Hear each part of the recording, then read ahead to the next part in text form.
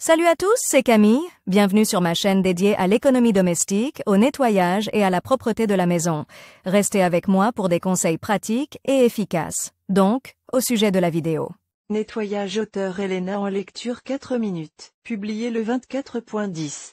2018. La propreté dans la maison, en règle générale, c'est un gage non seulement de santé. L'état psychologique général dépend aussi directement de l'ordre qui règne dans la maison. Les objets éparpillés, la vaisselle sale, les couches de poussière sur les étagères dépriment et perturbent souvent ceux qui vivent dans la pièce. Et tout nettoyage, qu'il soit régulier ou général, se termine, comme vous le savez, par le lavage du sol. Comment bien nettoyer le sol avant de commencer à nettoyer le sol? En règle générale, la propreté de la maison n'est pas seulement une garantie de santé. L'état psychologique général dépend aussi directement de l'ordre qui règne dans la maison. Les objets éparpillés, la vaisselle sale, les couches de poussière sur les étagères dépriment et perturbent souvent ceux qui vivent dans la pièce. Et tout nettoyage, qu'il soit régulier ou général, se termine, comme vous le savez, par le lavage du sol. Comment nettoyer correctement le sol? Avant de commencer à nettoyer le sol, vous devez réfléchir à ce dont vous avez besoin. Il peut s'agir de chiffons,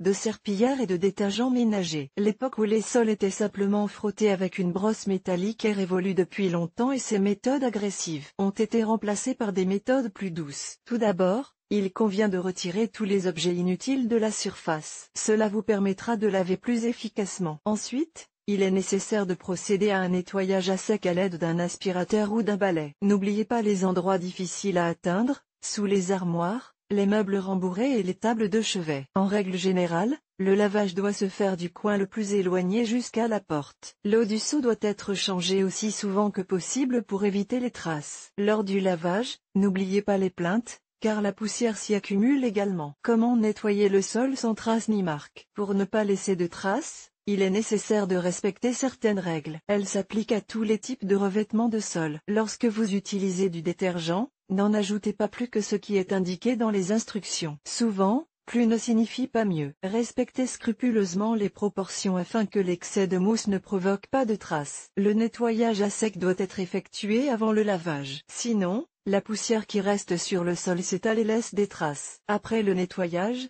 il est conseillé d'essuyer le sol avec un chiffon propre. Le bois et le parquet doivent être nettoyés dans le sens de la pose des lames, et non en travers. L'eau doit être changée aussi souvent que possible. En général, un seau d'eau est prévu pour une surface de 10 mètres carrés. Comment laver un sol carrelé sans traces? Laver un sol carrelé est assez facile. Il ne nécessite pas d'attention particulière, d'effort physique ou de technique de lavage spéciale. Mais, comme vous le savez, le sol carrelé perd rapidement son éclat et son aspect. De plus, des problèmes se posent parfois au niveau des joints entre les carreaux. La poussière et la saleté s'y accumulent, ce qui entraîne la formation de champignons. Pour remédier à tous ces problèmes, il faut utiliser des produits de nettoyage spéciaux ou un générateur de vapeur. Mais comment laver le carrelage de manière à ce qu'il ne laisse pas de traces? Pour ce faire, il est nécessaire de respecter certaines recommandations. Ne pas utiliser de nettoyant en poudre pour laver les carreaux. Cela entraîne des dommages mécaniques et, par conséquent, une perte de brillance. Le chiffon ou la serpillière doit être fabriqué dans un matériau qui absorbe bien l'humidité. Les microfibres ou le coton conviennent parfaitement. Si vous utilisez des détergents, il est préférable de laver la surface par l'eau. Les mousses de savon séché sont plus difficiles à nettoyer que la saleté. Vous pouvez utiliser des produits pour les fenêtres et les miroirs. Le nettoyage à l'aide d'une serpillière ne convient pas dans ce cas. La surface doit être traitée manuellement par des mouvements circulaires. Après avoir lavé la surface, il faut impérativement l'essuyer avec un chiffon sec et propre. Moyen populaire pour nettoyer le sol sans traces. Vous pouvez préparer vos propres solutions qui nettoieront efficacement le sol sans traces.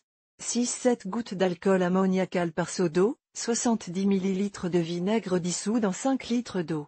Mélange de lait et d'eau dans un rapport de 1. Après le lavage, la surface peut être traitée avec de l'huile de lin. Après le lavage, la surface peut être traitée avec de l'huile de lin, ce qui créera également une couche protectrice contre les dommages et la poussière. Conseil: un nettoyage régulier protège contre les bactéries, les allergies et toutes sortes de germes. En adoptant la bonne approche, vous n'aurez pas besoin de beaucoup de temps et d'efforts. Quelle est la fréquence de nettoyage de vos sols? La fréquence du nettoyage dépend de diverses circonstances. S'il y a des enfants en bas âge ou des animaux qui vivent dans la maison, la régularité du nettoyage augmente. En général, il faut le faire 2 à 3 fois par semaine. Dans le cas contraire, le nettoyage humide est effectué tous les 5 et 7 jours. Le nettoyage général est suffisant pour être effectué une fois tous les 3-4 mois. En été, la fréquence de nettoyage augmente également. Pour maintenir la propreté, il suffit de nettoyer le sol tous les 2 jours. En hiver, cette procédure est effectuée une fois par semaine. Le couloir, la cuisine et la chambre des enfants doivent être nettoyés tous les jours, quelle que soit la période de l'année où l'on se trouve à l'extérieur. Essayez d'essuyer vos chaussures après la rue, n'accumulez pas de déchets sur le sol. Habituez toutes les personnes qui vivent dans la maison à le faire. Comment nettoyer les sols de différents contaminants? Il est préférable d'enlever les taches du sol immédiatement. Il n'est pas nécessaire d'attendre que la saleté pénètre profondément dans la surface. Il sera alors plus difficile de s'en débarrasser. Pour vous aider,